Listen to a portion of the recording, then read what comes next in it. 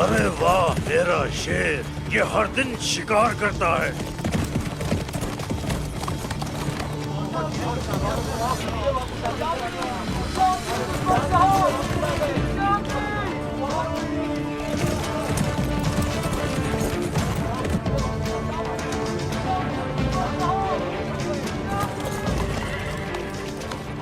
या अल्लाह, तेरा जितना शुक्र अदा करें कम है। हमारे सर पर सियाह बादल छट जाएंगे। शुक्र है अल्लाह का। वो यार हिसार के तैकफूर को पकड़कर यहाँ ले आया है।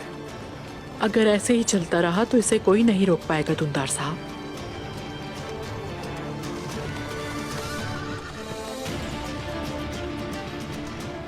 तैकफूर को अंदर ले जाओ।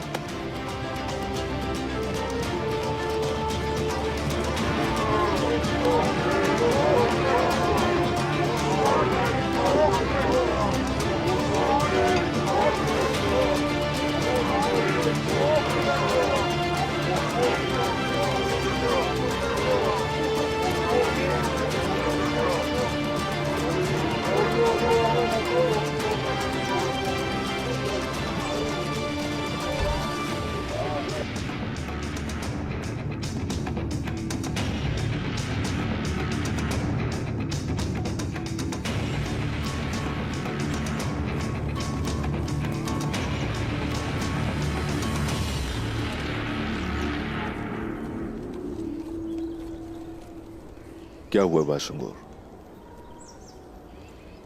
हुजूर, मलहून खातून अपने सिपाहियों के साथ मेरी नजरों से ओझल हो गई।